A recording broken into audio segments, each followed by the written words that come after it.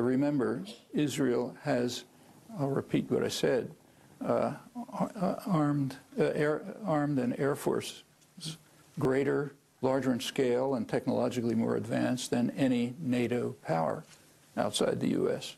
And if they unleash it against Lebanon, okay. As for the Arab League, they've taken mixed positions. For example, Prince Turki al-Faisal, one of the leading figures in Saudi Arabia, and one of those considered the most moderate, pro-American. He gave a very powerful speech at the Gulf Forum a couple of days ago, in which he bitterly condemned the U.S.-Israeli invasion, said we're all Palestinians now, we have to martyr ourselves to defend the Palestinians, we should do it. Now, the governments aren't doing much, but exactly what are they supposed to do? I mean, they've got to control their own populations, which is hard. It's one of the reasons the U.S. sends them armaments, tons of armaments. And in fact, Israel has always been regarded as part of the defense of the ruling clerics against their populations. But first of all, they're not inclined to oppose U.S. power because they more or less agree with it for themselves. They have no use for the Palestinians, though the population does. And even if they wanted to do something, there's not much they can do. It's pretty hard to stand up against the Godfather. It is.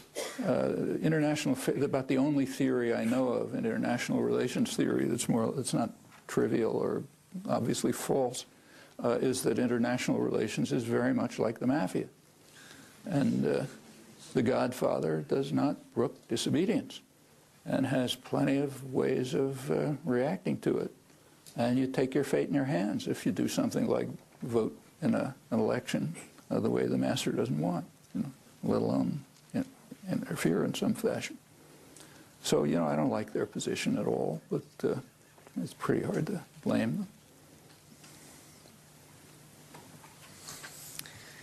You mentioned one of the reasons for the strong U.S. support of Israel being the military base that they provide us in the Middle East. And it seems that the more support we give to Israel, the less secure the area really is, the less popular America seems to be in that region. And I don't know if there's a point at which our support of Israel will actually undermine our security. So my real question is, can you shed any more light on other reasons that America is so strongly allied with Israel?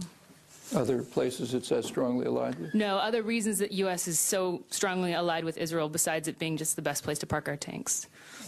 Other reasons why Israel is so supportive? Oh, I see. Right. Yeah. Well, yeah, it causes plenty of anti-American feeling among the population, but nobody cares about that as long as they're under control, and that goes long before, way back, long before U.S. support for Israel. I mean, U.S. support for Israel, as I mentioned, it was always there, but it became really strong. The alliance was really established in 1967. Well, 10 years before that, in 1958, which happened to be a pretty turbulent period there, President Eisenhower inquired with his staff, this is a secret that's been public for a long time, he asked, why is there such a campaign of hatred against us in the Arab world, among the people, not the governments. The governments mostly go along with us. But why is there such a campaign of hatred against us among the people? That's George Bush's, why do they hate us? And there was a response, there was an analysis, which had just been produced by the National Security Council, the highest planning council, which explained the reasons. It said there is a perception in the Arab world that the United States opposes democracy and development and supports tyrannies because the United States wants to get control of our energy sources.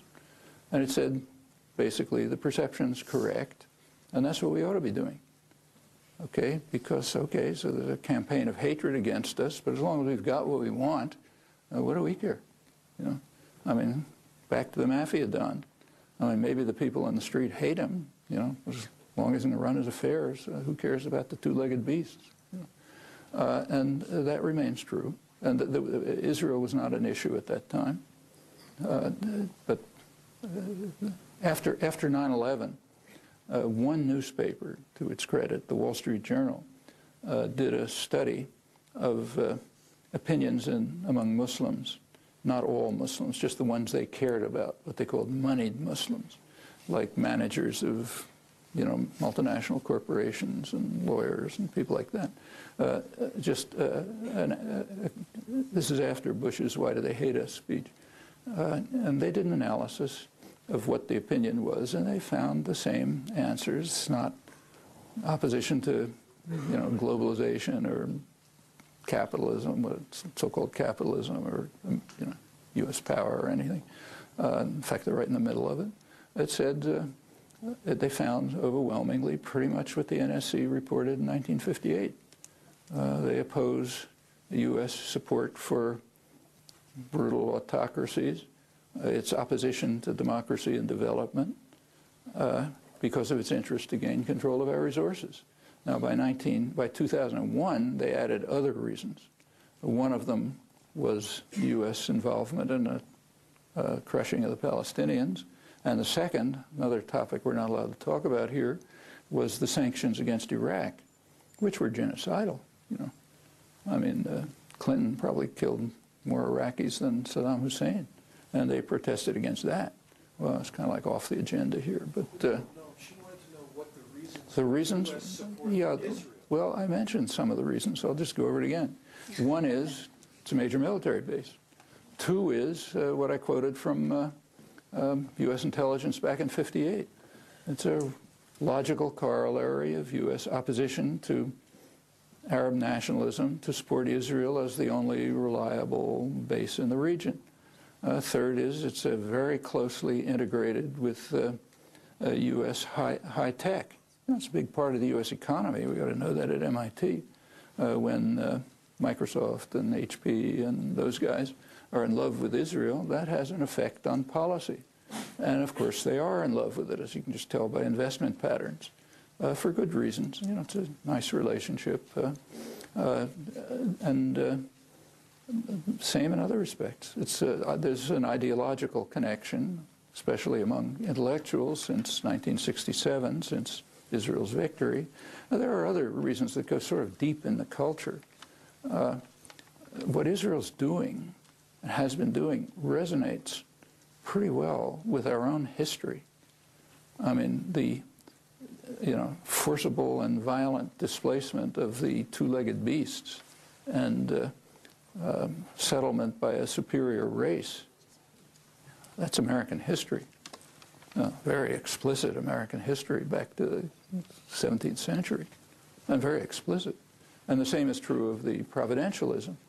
You look back over American history and American culture, a very strong theme, all right to the present, and including people who call themselves secular, is that everything that's happening is fulfilling God's will. God has a plan for the universe, and we're filling it. We're carrying out a mission by wiping out the indigenous population, by stealing their lands, by conquering half of Mexico, by invading Vietnam, whatever it may be. We're fulfilling the divine mission. It's providentialism. Very strong theme in U.S. culture all the way back. And it's very similar in Israel. If you read, take, say, the book that I mentioned, the book on the settlements, which is a very valuable book. One of its main, a lot of it is concerned with the thinking of the major groups of the settlers, Gush Emunim, who are not marginal in Israel. In fact, they're highly honored as capturing the real essence of Israel and Zionism and what it is. And it's basically providentialist. By settling every inch of the land, we are carrying out God's will. We're bringing the Messiah. If you think Ahmadinejad is extreme, you ought to read American history and the ideology of the settlers. I don't know how to measure it, but I suspect that this resemblance between our own history, what we call our own history, and Israel's settlement, replacement of the two-legged beasts by a